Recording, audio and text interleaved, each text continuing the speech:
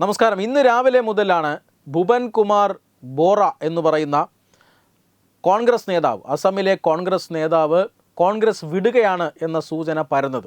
അതായത് അദ്ദേഹത്തിൻ്റെ ട്വിറ്റർ അക്കൗണ്ടിൽ നിന്നും എക്സ് അക്കൗണ്ടിൽ നിന്നും കോൺഗ്രസ് നേതാവാണ് എന്ന ഒരു ബയോ അത് നീക്കം ചെയ്യുകയാണ് ആദ്യം ഭുവൻ ബോറ ചെയ്തത്. അതായത് കോൺഗ്രസ് നേതൃത്വവുമായി, പ്രത്യേകിച്ചും സംസ്ഥാന നേതൃത്വവുമായും രാഹുൽ ഗാന്ധിയുമായിട്ടുമൊക്കെ കഴിഞ്ഞ കുറേ നാളുകളായി പ്രശ്നത്തിലാണ് ഭുവൻ ബോറ എന്ന വിവരങ്ങൾ പുറത്തു വന്നിരുന്നു. തൊട്ടു പിന്നാലെയാണ് എക്സ് അക്കൗണ്ടിൽ നിന്നും കോൺഗ്രസ് എന്ന പേര് അല്ലെങ്കിൽ കോൺഗ്രസ് എന്ന വിവരം ബോറ നീക്കം ചെയ്യുന്നത്. അതിന് തൊട്ടു പിന്നാലെ അസമിൻ്റെ മുഖ്യമന്ത്രി ഹിമന്ത ബിശ്വ ശർമ്മ ബോറയെ BJPയിലേക്ക് സ്വാഗതം ചെയ്തുകൊണ്ട് പരസ്യമായി പ്രസ്താവന നടത്തുകയും ചെയ്തു.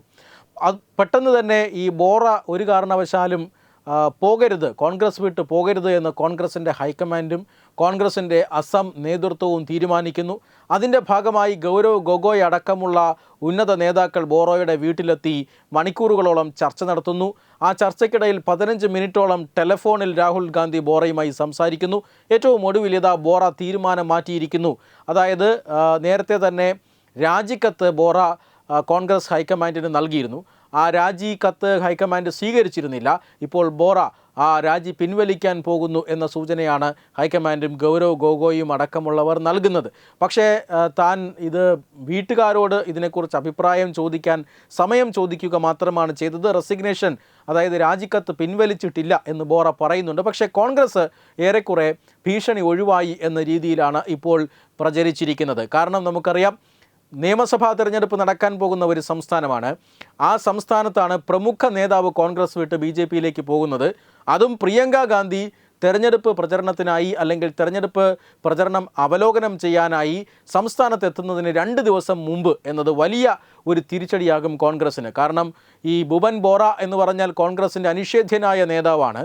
കഴിഞ്ഞ കുറേ കാലം കോൺഗ്രസിനെ സംസ്ഥാനത്ത് നയിച്ചിട്ടുള്ളയാളാണ്. അസമിൽ PCC പ്രസിഡൻ്റായിരുന്ന വ്യക്തിയാണ്.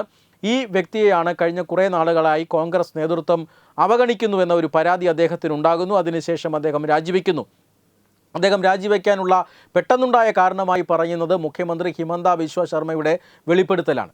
അതായത് രാഹുൽ ഗാന്ധിയുടെ ടീമിൽ പെട്ട ഗൗരവ് ഗൊഗോയുടെ ഭാര്യ, അവർക്ക് പാകിസ്ഥാനുമായി ബന്ധമുണ്ട് എന്ന ആരോപണം, ഗൗരവകരമായ ആരോപണം അസം മുഖ്യമന്ത്രി ഉന്നയിച്ചിരുന്നു. അതിന് തൊട്ടു പിന്നാലെയാണ് കോൺഗ്രസിൻ്റെ മുൻ PCC പ്രസിഡന്റ്, സമുന്നതനായ നേതാവ് ഇത്തരത്തിൽ ഭുവൻ ബോറ രാജിക്കത്തുമായി മുന്നോട്ട് പോകുന്നത്. പക്ഷേ രാജിക്കത്ത് സ്വീകരിച്ചില്ല എന്ന് മാത്രമല്ല, തുടർ ചർച്ചകളിലൂടെ കോൺഗ്രസിന് ആ രാജി ഒഴിവാക്കാനുമായി. ആ രാജി ഒഴിവാക്കാൻ കഴിഞ്ഞില്ലായിരുന്നുവെങ്കിൽ അതൊരു തീരാ നഷ്ടമാകുമായിരുന്നു. കാരണം തിരഞ്ഞെടുപ്പിലേക്ക് പോകുന്ന സംസ്ഥാനം, കോൺഗ്രസിന് ഒഴിവാക്കാൻ കഴിയാത്ത നേതാവ്, മുൻ PCC പ്രസിഡൻ്റായിരുന്ന വ്യക്തി, അതിനപ്പുറം തെരഞ്ഞെടുപ്പ് നടക്കാൻ പോകുന്ന സംസ്ഥാനം, പ്രിയങ്കാന്തിയുടെ സന്ദർശനത്തിന് 2 ദിവസം മുമ്പ് രാജി, ഇതെല്ലാം വലിയ പ്രശ്നത്തിലേക്ക് കോൺഗ്രസിനെ തള്ളിവിട്ടേനെ. എന്തായാലും കോൺഗ്രസിൻ്റെ ഈ മുൻ പ്രസിഡന്റ്, സംസ്ഥാന പ്രസിഡന്റിനൊപ്പം 4-5 MLAമാർ കൂടി BJPയിൽ ചേരും എന്ന ഒരു അഭ്യൂഹവും ഉണ്ടായിരുന്നു.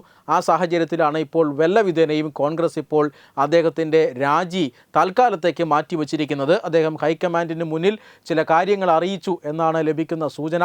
3 പേജ് അടങ്ങുന്ന രാജിക്കത്താണ് അദ്ദേഹം ഹൈക്കമാൻഡിന് സമർപ്പിച്ചിരുന്നത്. എന്ന് പറഞ്ഞാൽ അദ്ദേഹത്തിന് പല കാര്യങ്ങളും ഹൈക്കമാൻഡിന് പറയാനുണ്ടായിരുന്നു, ചില മാനദണ്ഡങ്ങൾ അദ്ദേഹത്തിനുണ്ടായിരുന്നു എന്നാണ്. എന്തായാലും അതെല്ലാം ഇപ്പോൾ കോൺഗ്രസ് പരിഹരിച്ചിരിക്കുന്നു. പ്രിയങ്ക ഗാന്ധിയുടെ വരവ് കോൺഗ്രസിൽ ചില അസ്വാരസ്യങ്ങൾ ഉണ്ടാക്കിയിട്ടുണ്ട് അസമിൽ എന്നാണ് ലഭിക്കുന്ന വിവരം. കാരണം പ്രിയങ്ക ഗാന്ധി കേരളത്തിൽ നിന്നുള്ള നേതാവാണ്, കേരളത്തിൽ നിന്നുള്ള MP ആണ്. ആ കേരളത്തിൽ നിന്നുള്ള MPക്ക് എന്തിനാണ് അസം തെരഞ്ഞെടുപ്പിൽ ചാർജ് കൊടുക്കുന്നത് എന്നൊരു ചോദ്യം അസമിലെ കോൺഗ്രസ്സുകാരുടെ ഇടയിൽ തന്നെ ചർച്ചാ വിഷയമായിരുന്നു. തുടർന്നാണ് മുതിർന്ന കോൺഗ്രസ് നേതാവ് രാജിയിലേക്ക് പോയത്. എന്തായാലും പ്രശ്നങ്ങൾ രമ്യമായി പരിഹരിച്ചിട്ടുണ്ടെങ്കിലും കോൺഗ്രസ്സിന് അസമിൽ അതൊരു താൽക്കാലിക ആശ്വാസം മാത്രമാവുകയാണ്. തെരഞ്ഞെടുപ്പ് നടക്കാനിരിക്കുന്ന സ്റ്റേറ്റിൽ ഇത്തരമൊരു വലിയ പ്രതിസന്ധി പാർട്ടിയിൽ ഉണ്ടായത് പാർട്ടിയെ വലിയ ആശങ്കയിലാഴ്ത്തിയിട്ടുമുണ്ട്.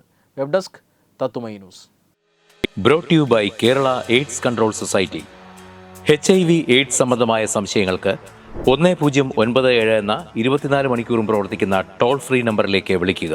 വാട്സാപ്പിലും ഫേസ്ബുക്കിലും ഒക്കെ സ്റ്റാറ്റസ് അപ്ഡേറ്റ് ചെയ്യാറുണ്ടല്ലോ. HIV സ്റ്റാറ്റസോ HIV പിടിപെടാനുള്ള സാഹചര്യങ്ങളിൽ കൂടി അറിഞ്ഞോ അറിയാതെയോ കടന്നു പോയിട്ടുണ്ടാവാം. എന്ത് തന്നെയായാലും മുൻകൂട്ടി പരിശോധിച്ച് HIV സ്റ്റാറ്റസ് അറിയൂ. സൗജന്യ HIV പരിശോധനയും കൗൺസിലിങ്ങും ആരോഗ്യ കേന്ദ്രങ്ങളിൽ പ്രവർത്തിക്കുന്ന ICTC അഥവാ ജ്യോതിസ് കേന്ദ്രങ്ങളെ സമീപിക്കുക. നിങ്ങളുടെ സ്റ്റാറ്റസ് എന്തായാലും വിവരങ്ങൾ രഹസ്യമായി സൂക്ഷിക്കുന്നതായിരിക്കും.